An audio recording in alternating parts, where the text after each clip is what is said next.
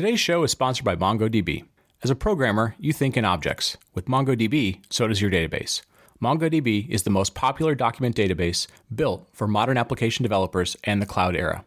Millions of developers use MongoDB today to power the world's most innovative products and services, from cryptocurrency to online gaming, IoT, and much more.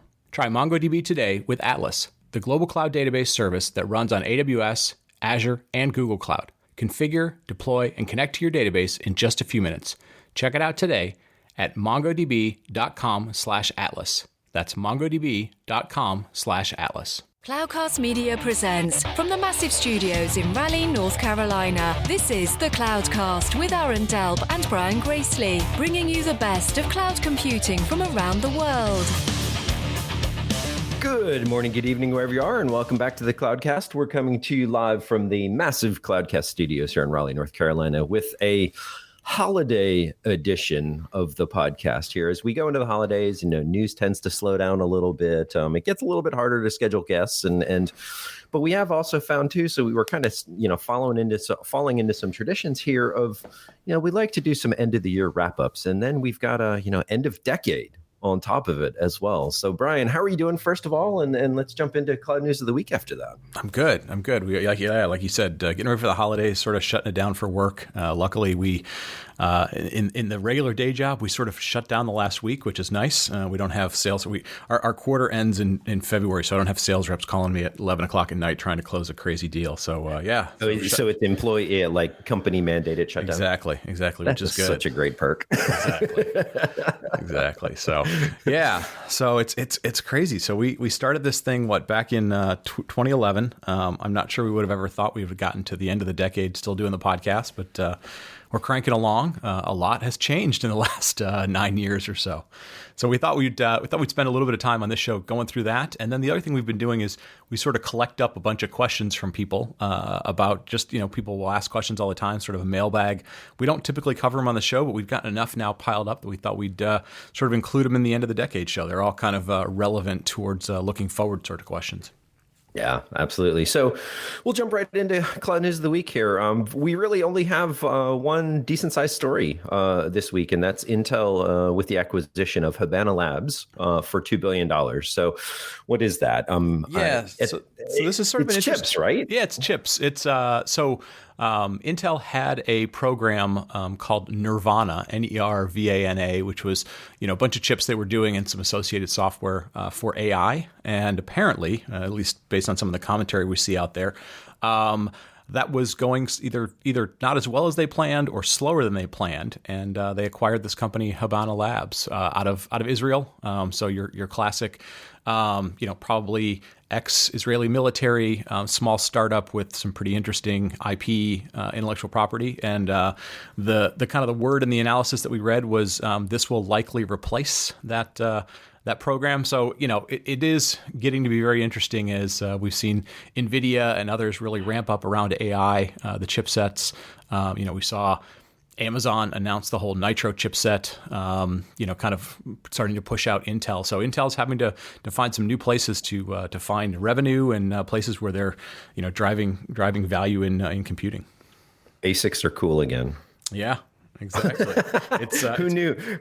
Hardware Chips are coming back, right? Hardware is eating the world, right? That'll be the trend for the next decade. We're going to do trends from this decade, so we're already predicting the trend for the next decade. That's right. 2020. Get out of software. Get back into hardware. Kids, go back to school for mechanical engineering and electrical engineering. Yes, there you go. So that's sort of the news of the week. I thought what we would do, since this section is always a little bit sponsored, which we're very, very thankful to all the companies that help us sponsor it. I'm gonna before we kind of give a big thank you to them. Aaron, do you remember way back when we started this show, we made up some fake sponsors? Do you remember what any of those were? I don't. I remember we got a lot of crap for them. No, we did. We felt, because back then I think we had about 50 listeners or maybe 100 listeners, and we thought, how do we make the show seem bigger than it was at the time? Right? We had the massive. And it was a bit of a goof. It was a goof. It was just like you could kind of tell they were fake. At least I thought you could. Yeah, but here's the crazy thing is I listen to a bunch of podcasts now, and the ads that are on there. I mean, it's toothbrushes, it's underwear. I heard one the other day for apples, just apples. It's, so I'm like, they weren't that far off. We're basically like, how the Simpsons always predict everything. We were basically predicting the future of podcast ads back in 2011. And I have no idea if they're still around, but I still think to this day, my favorite one that was not, one of our tech companies, and also wasn't a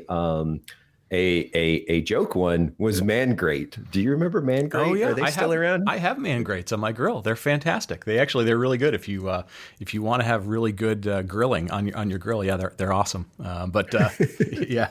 So with that, in all seriousness, big thank you to our sponsors who've been with us all year: Datadog, Liquid Technologies, MongoDB, Snowflake, the Cyberwire. Thank you to everybody who has been a big sponsor, folks. We hope you get a chance to go check out those sponsors. All great companies. We don't endorse people that we don't sort of get to know and kind of believe in the things that they're trying to sell. So hopefully you get a chance to at least go check out what they are proposing. And with that, we're going to get to our interview, or not our interview, kind of our look back at the 2010s and kind of answer some questions from our readers. So today's episode of the Cloudcast is sponsored by Datadog, the monitoring platform for cloud scale infrastructure and applications. Datadog provides dashboarding, alerting, application performance monitoring, and log management in one tightly integrated platform, so you can get end-to-end visibility quickly. And it integrates seamlessly with AWS, so you can start monitoring EC2, RDS, ECS, and all your other AWS services in minutes. Visualize key metrics, set alerts to identify anomalies, and collaborate with your team to troubleshoot and fix issues fast. Sign up for a free trial today, and Datadog will send you a free t-shirt. Visit datadoghq.com/cloudcast to get started. That's datadoghq.com/cloudcast. And we're back. We typically are a very forward-looking podcast. I think most people think of us as the guys who are, kind of always looking forward, not a lot of looking back at stuff. But we thought, kind of with the decade ending, the 2010s ending, would be good to go kind of look back, not in sort of historical perspective or, kind of nostalgia, but really kind of look at what's changed, maybe kind of evaluate why some of these things changed. So we're gonna kind of dig into some of what we think are the bigger trends from 2000, I guess for us, 2011 through 2019. Where do you want to start? Yeah. Let's start with hype. Ooh, yeah, that's a good one.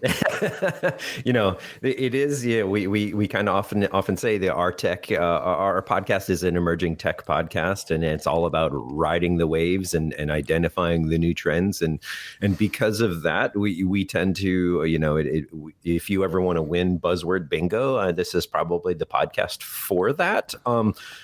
But at the same time, too, there's a number of waves that turned into something, and there's a number of waves that I wouldn't say crashed, but maybe didn't turn out like they were supposed to. So what are some of those, Brian? So I made a list. I think they fall into a couple of categories. So on the list, as far as sort of hype or things that we covered that would fit in that OpenStack, right? Sort of the original, I'll sort of say, open source project that was going to try and disrupt the public cloud, or sort of the one cloud, right? The first one to kind of go after Amazon.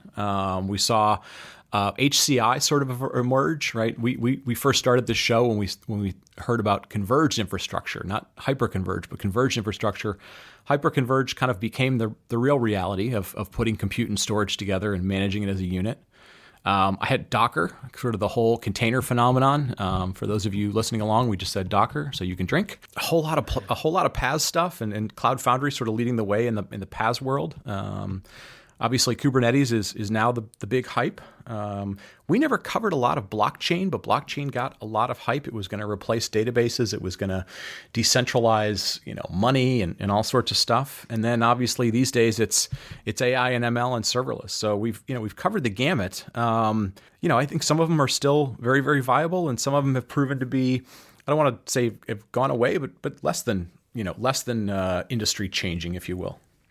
Yeah, absolutely. And, a couple of those that jump out at me is this concept of evolutionary steps. You almost take OpenStack being an evolutionary step to eventually what ended up being, Kubernetes and kind of a next generation cloud native architectures.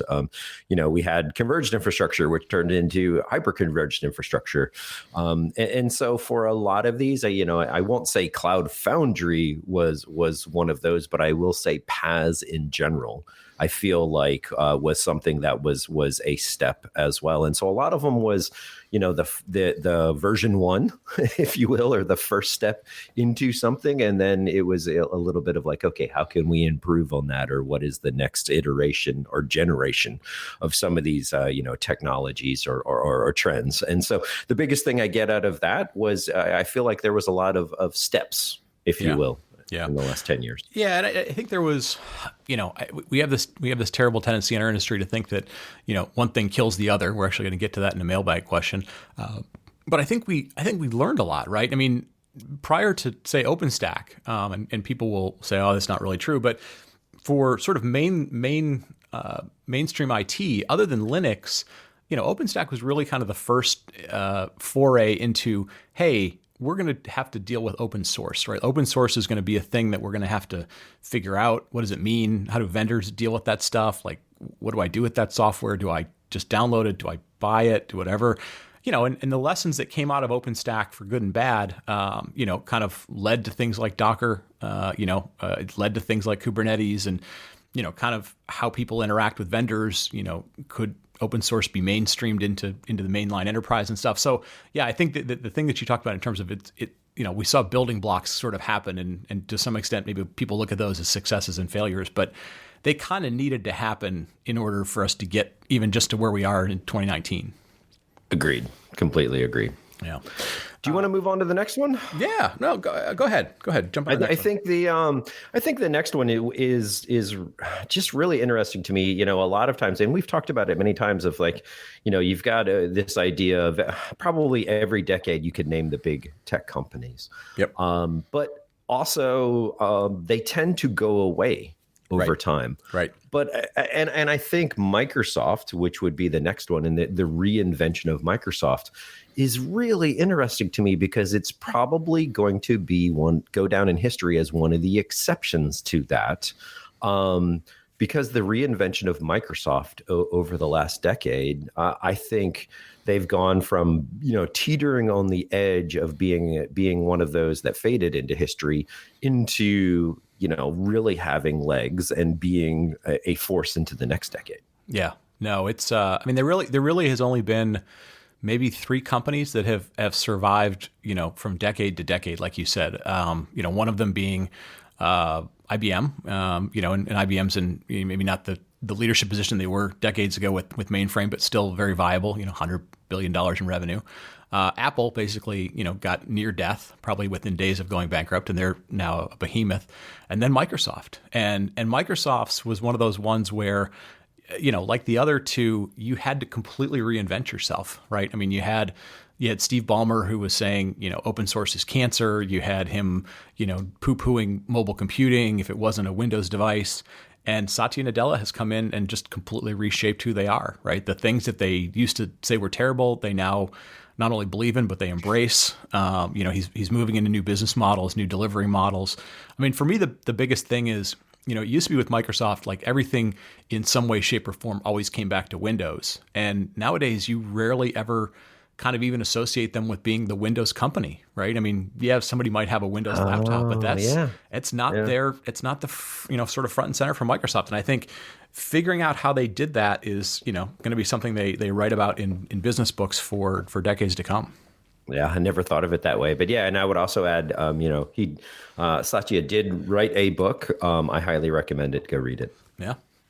So the third one I had on my list, and again, if we went back to 2012, 13, 14, or whatever, and you had told me, hey, the company that is essentially cloud computing, Google, was not going to be one of the top 2, maybe even top 3 cloud computing, kind of delivering cloud computing companies, I would have been shocked. But in reality, right now they are somewhere between 3rd and 4th, depending on kind of which analyst firm and how you analyze numbers. And there was an article that came out this week that basically said, about a year ago, their leadership team got together, Sergey and Larry and Sundar, and they said, maybe we shouldn't even be in cloud computing. And I know that's a conversation we actually were having, a year and a half ago, going, are they ever going to get out of the little starting point they are?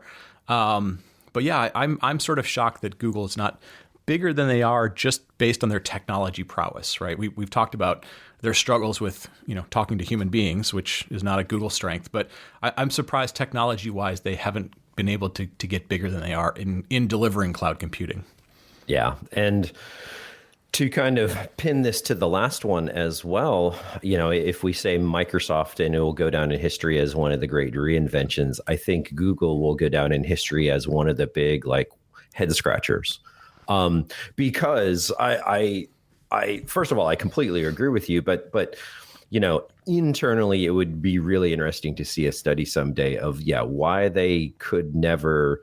It was a little bit of this is one of those that the technology.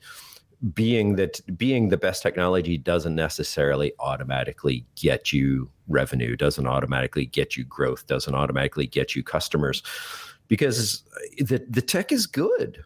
The problem with it is they just fundamentally have never been able to figure out how to communicate the business value out and monetize that out. And it is amazing. At the end of the day, Microsoft understood that and Google didn't. Right.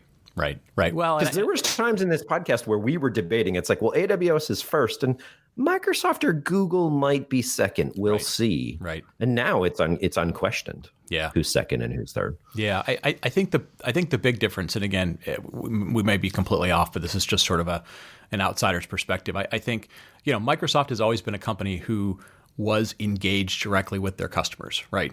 Just in the past it was ELAs and desktop licensing software, but they always had a channel for communicating with their customers, and to a certain extent, at least they would listen, right? They didn't always were great at responding, but they would listen, and so they had to change the way they delivered the technology, which is still challenging, moving from selling boxes of software to delivering it as a service. Google never. For as long as they've been in business, never really had a direct channel for talking to their customers, even when they were doing ads, right? It all became, you just placed, auction bids for ads and things like that. So sort of getting into we've said forever, if there was one theme in this podcast for 10 years, it's been, at least in the enterprise space, enterprise software, enterprise IT is a people-centric business, right? Technology is a byproduct of it, and I don't think Google ever has grasped that concept. They occasionally will have somebody on Twitter who goes, no, we talk to customers, and it's like, yeah, but I don't think you understand what it means to deal with enterprise customers, right? Like it first and foremost, it means, as crazy as their stuff may sound to you, you have to go, okay, maybe we figure out how to solve that problem, and it might mean standing on your head, but it means you got to go solve that problem. And Google's always been like, well, that's not how Google would do it. And right, that's if there's ever there's the disconnect. Yeah, if you ever get if in 2023 they're not number one or two and they decide to exit the business, I think their tombstone will say, well, that's not how Google did it. And if they can fix that, awesome. They've got massive capacity and massive technology, but the people piece will always, that'll be their make or break. Yep. Agreed. What else is on your list? All right. Well, it's related to enterprise and enterprise software, and that's the rise of open source in the enterprise.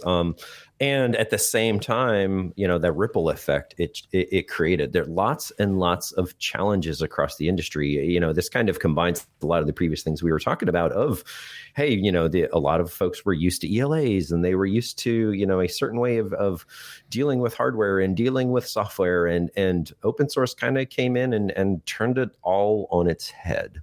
Yeah. And it's been really interesting to see both the adoption of it as well as the ripple effect, because I would say, and we've said it before, VMware is probably one of the last very, very large closed source, multi-billion-dollar companies. Yep. I just don't see another one coming up, and everything's going to be open source. Everything's going to be as a service. There's just these trends in the industry and how it shifted over this decade. Yeah, I think there's a couple of interesting pieces to it. One, we've said that about VMware, and then I think about like AWS, and I think to a certain extent they are the new great sort of closed source company.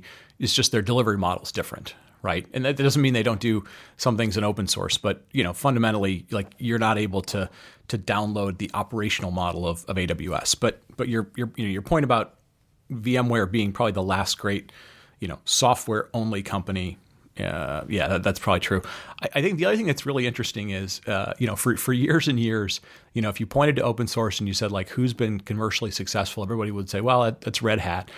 And then almost immediately afterward, they go, and there'll never be another Red Hat because Red Hat had some unique, timing or circumstances or whatever it was that allowed them to be Red Hat and allowed them to get big enough to kind of pull away.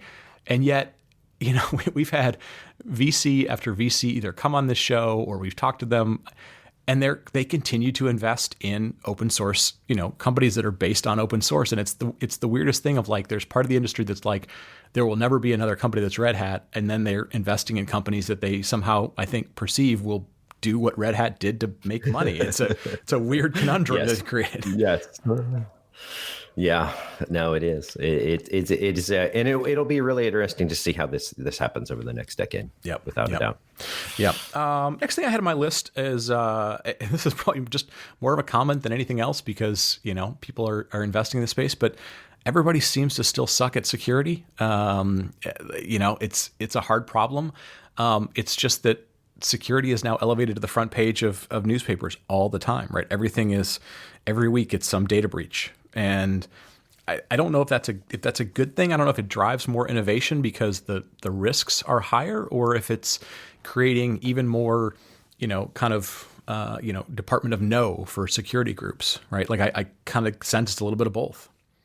Yeah, and as many know, coming from kind of a data protection background, most recently in the day job here, I'll add something else to it that is security related, but is more data related. And it's this natural evolution of, okay, data protection from what, right? Well, data protection from what? The up and coming trends are on the nefarious side. It's ransomware. You get headlines all the time if so-and-so was attacked by ransomware, and, IT is stretched thin. IT doesn't have the budgets. IT is kind of, keeping everything strung together. When somebody gets hit like this is when the underbelly gets exposed, if you will, of how long it takes them to recover and how prepared they are and how bad they've been, running along behind the scenes. And then the flip side to that is the governmental and regulatory side of all of this, between GDPR in Europe and California privacy law that's, probably going to pass before too much longer. And I would think other states, adopt something similar, or maybe even nationally here in the United States. And so, all of those at some way, shape, or form are related to our consequences of security. And it's going to be forced upon us, I think, in the next decade. Yeah. No, I agree. Two more things we had on our list of trends, and then we're going to get to some of the mailbag questions. The next one I had, and this one is really kind of maybe more over the last couple of years than the early parts of the decade. I'm seeing this sort of very distinct shift from sort of centralized groups, enterprise architects and so forth, making, big company-wide decisions about technology, where the company's going, what they're going to adopt, how they're going to adopt it, to a lot of autonomy and associated budget moving out to these distributed groups, right? Whether they're lines of business, they're developer-led groups, they're office of CTOs or whatever. I think that's a very interesting trend, because what that does is it says, it's much more difficult to get consistency in a business, which may or may not be a good thing. But you also see groups that, people are leaving after a couple of years because they've kind of got something done, they got it on their resume, and they can move on to another place that maybe allows them to, make a little bit more money than they were at the previous place. And you didn't necessarily see that in the past where people were doing things centrally. So I think, more of that distributedness, access to on-demand resources is going to be a big shift in IT. Yeah. And it really is, at the end of the day, too. On the tech side, it is on demand and as a service, as a trend. And then on the people side, it is, I feel like the freelance model, if you will, right? It is becoming more and more pervasive in our culture. People are doing less and less times at companies, and it is a little bit more of what's in it for me as a trend. Right. The last one I had on our list, and I think if we had gone back to 13, 14, 15 or something, there was a lot of discussions where people saying, okay, what thing should I learn next? And if you were in the infrastructure world, it was always like, you got to learn automation, man. Automation's going to be the thing. Automation's what makes cloud work. And people were like, oh yeah, maybe, should I learn Chef or Puppet or Ansible or Salt? Right? We saw, VMware investing in Puppet. We saw, Red Hat acquired Ansible. We saw, big investments in things like Chef and other stuff. And nowadays, you still hear about the tools, but it's really moved on to a much different way of, sort of automation, but sort of things have pushed back more in the dev realm, if you will, right? Those aren't sort of front and center companies that people talk about changing IT. They're just tools. Yeah. And it's, it's something that'll come up in the questions as well. But yeah, we moved on from config management to infrastructure as code. And again, I think it was the decade, it was a natural evolution and steps, right? And config management was a step to the next one, which is the idea of dynamic infrastructure. Yeah. Well, cool. So, is that all the trends from 2019 or the 2010s? No, not necessarily. I think those were probably the biggest ones that we highlighted throughout our show. And, folks, if you want to go back and look and listen, there's lots of episodes about those topics. We'd love to kind of hear your feedback if you think we missed a few. Definitely maybe something we can cover in 2020. Aaron, we've gotten lots and lots of questions over the years.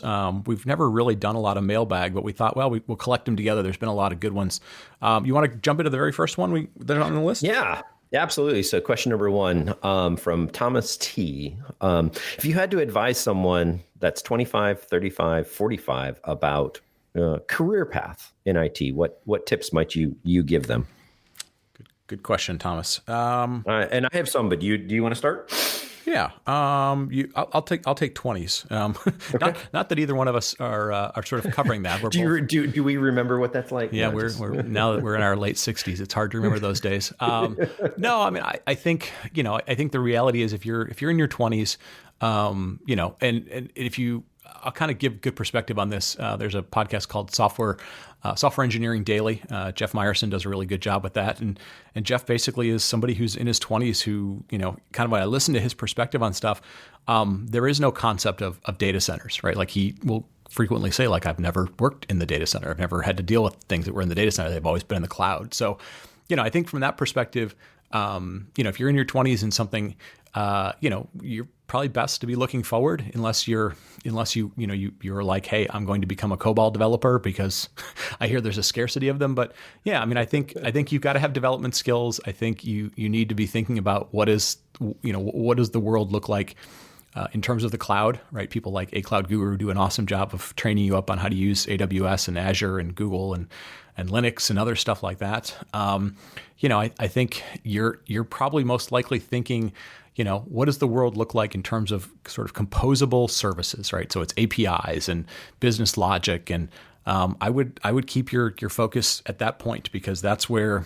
you're going to find sort of ability to differentiate. That's where most of the meetups you're going to go to are focused on, and most likely that's going to give you the longest sort of career path. The only other thing I'd say the only other thing I'd say for 20 somethings is, just be prepared to make lots of changes. I mean, you think about all the choices that are out there. You're probably not going to get locked into one thing for more than 4 or 5 years at any given point in time. Yeah, absolutely. And I'll take 35s, sure. But I'll also just add 25s. I had written down one simple statement: don't get stuck on a tool. Yeah, exactly. Like don't, to exactly that. It's more learning about the concepts behind the tool, because the tools will change. Right. And 35s for me is all about, taking everything and then learning big picture.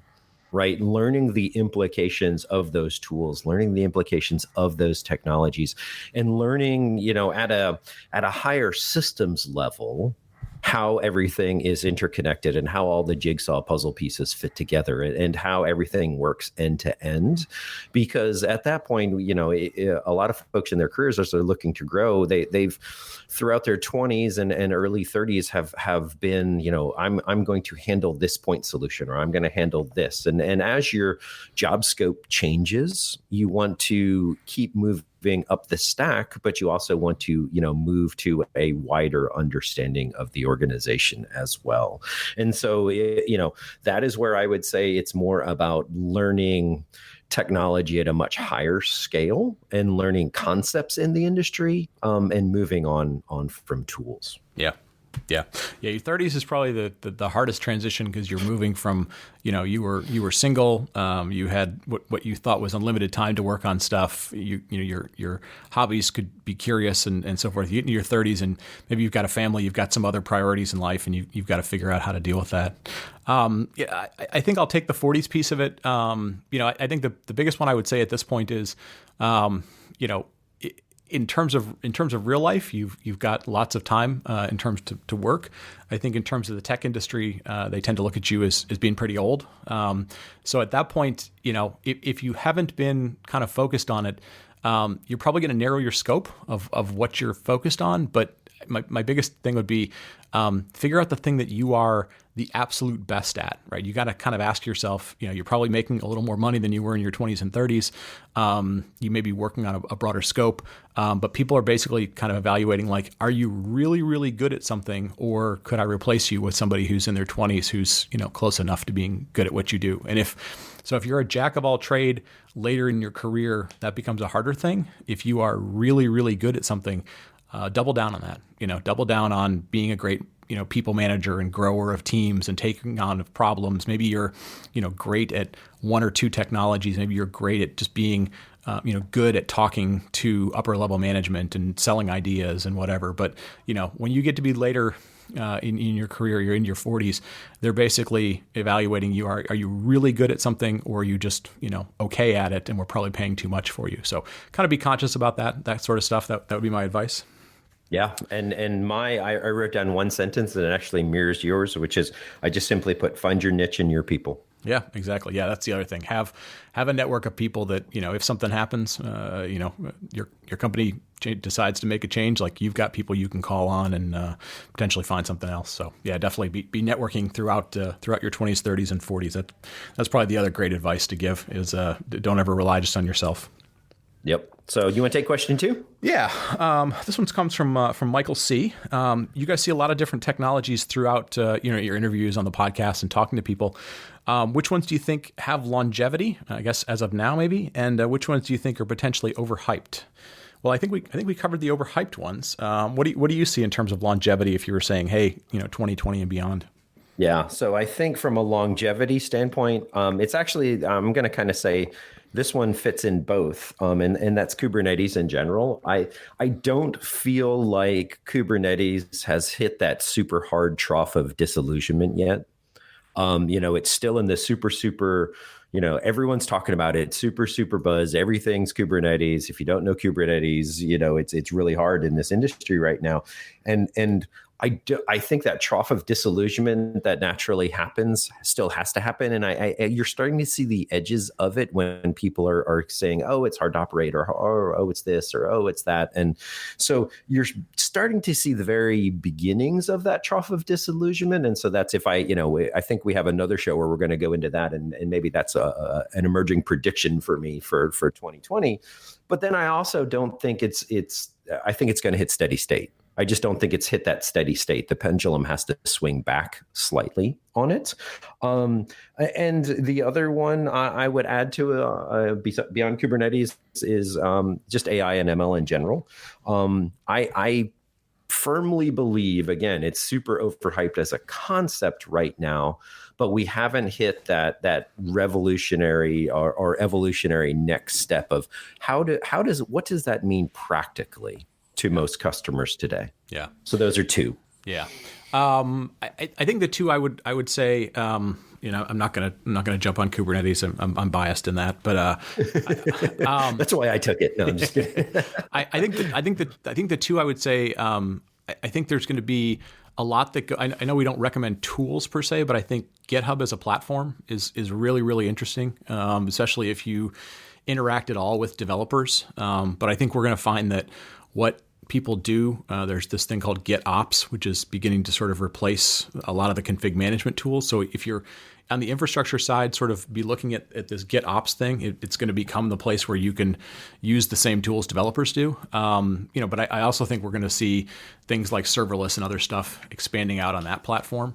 And then I think the other one is just, as you may have made a career out of virtualization, i.e. VMware, I think you can make a career out of being good with the public cloud, right? Not necessarily one in particular, but understanding the concepts of how it works, understanding I think the biggest important thing is like, I get how it works, but also I get what the sort of on-demandness of it means in terms of change, right? Like you can take on a project that is an experiment that lasts for a month and you know how to set that up correctly. You know how to scope it out in terms of pricing. You can explain it to managers. You can, so, I mean, that shouldn't be sort of a new thing, but I think, instead of saying like, hey, be an AWS guru, I think, pick one, doesn't matter. They're going to have success and longevity for a while.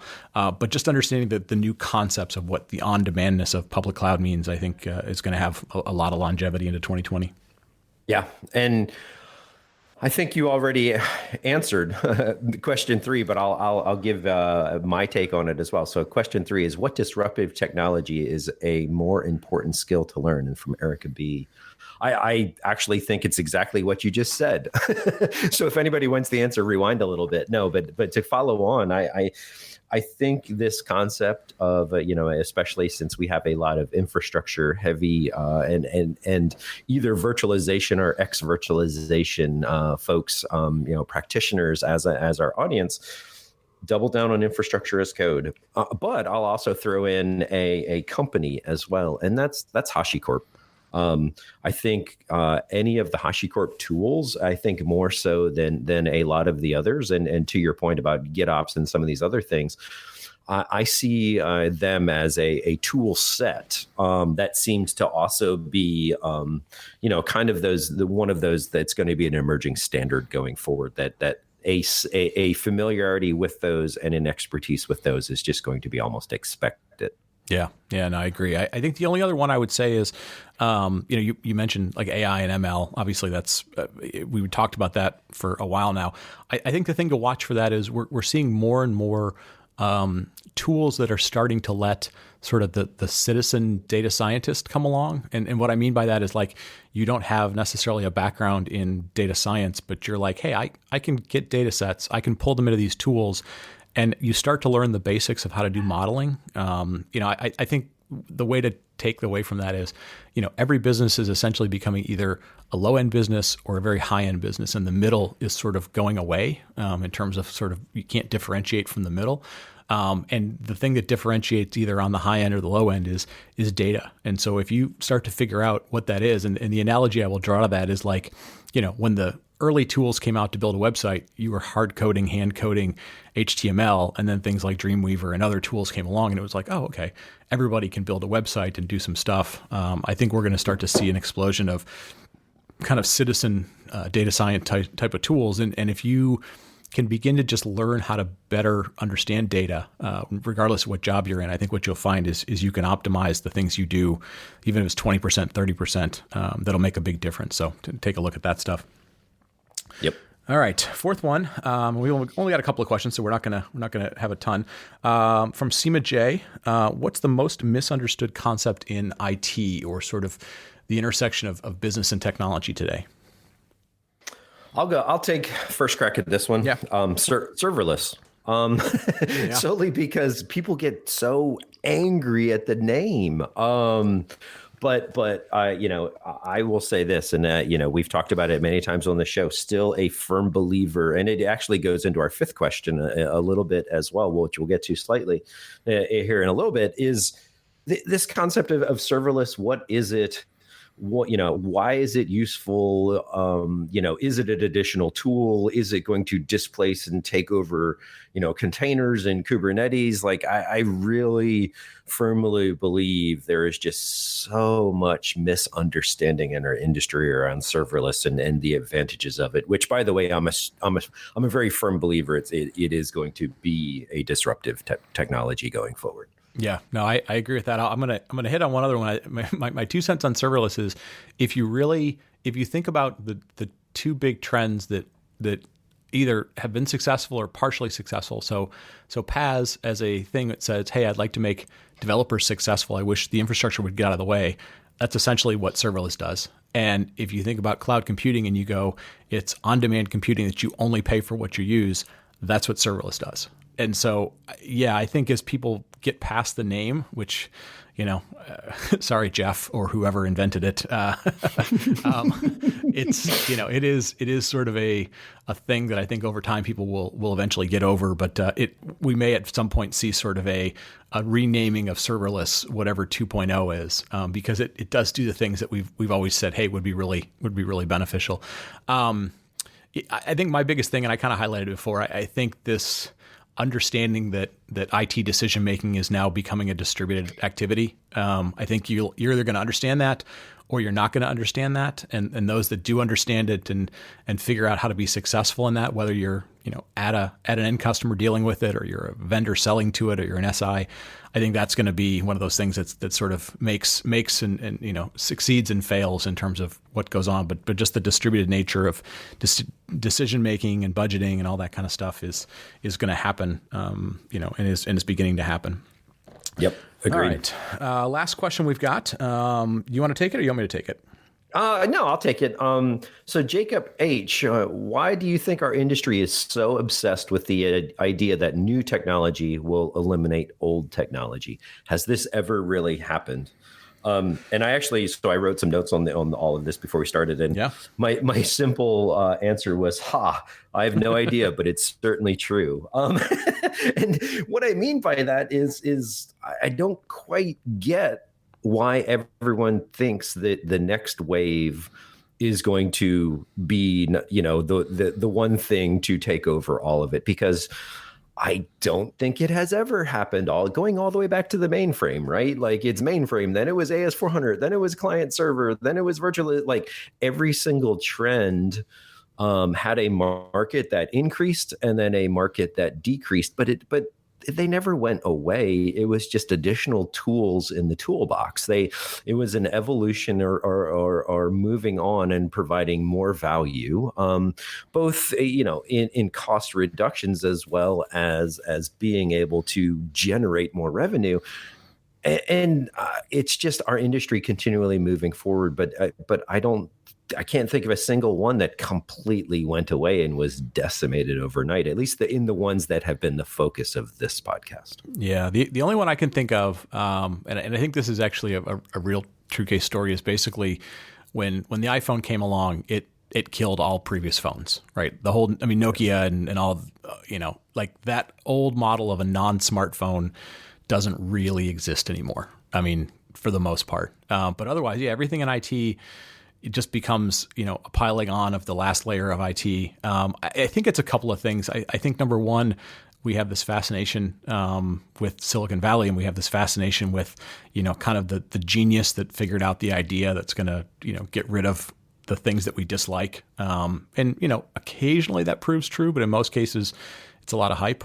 And I think the other thing that we all forget is we see so much stupid amount of money getting thrown around by VCs, and we just assume, well, if they're throwing that much money at it and it's considered cool, that like businesses will throw that much money at it. And the reality is most new technology only gets so big because the amount of money that you have to spend to keep the old stuff working, the old 80-20 rule, never catches up, right? So, it's those two things. It's a great question by Jacob as to why we continue to do this over and over again. But this is one of the great things about having been in the industry for a long time is you've seen certain trends happen and you sort of go like, yeah, this one smells like that one from before. So I'm either gonna get really excited about it or I'm gonna know how that story ends. So, and I think that question ultimately very neatly summarizes this entire podcast. Probably, yeah. We always ended on that. I don't know that we planned that, but it's good we ended on that. Yeah, we always try and stay a little bit ahead, and we try and avoid the old stuff. But you know what? The old stuff is still there. So everybody who sent in a question, thank you very much. For those of you that aren't sure, you can always send questions to show@thecloudcast.net.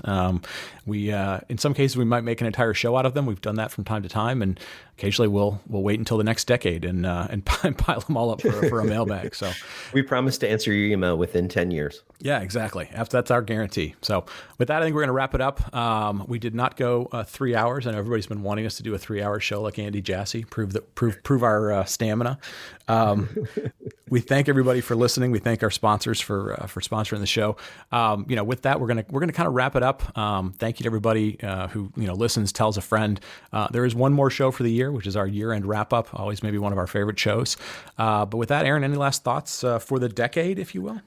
Yeah, I think it's just thank you, right? Just the gratitude. I don't think when you and I started this, and I always go back and joke about this from time to time. And I swear the audio is still around somewhere. The me laying in bed with bronchitis, doing like the audio test of the very, very first one of like, hey, are we going to test out the tools and do we want to do this? And like going from that to what it is today is just simply amazing. Never would have pictured that. And it's of course, huge thank you to all of the listeners because of it. Yeah, absolutely. Yeah. So with that, folks, we're going to wrap it up. We will talk to you again next week. And we wish you all a Merry Christmas, a Happy Hanukkah, Happy Holidays. And we will talk to you next week. Thank you for listening to The Cloudcast. Please visit thecloudcast.net to find more shows, show notes, videos, and everything social media.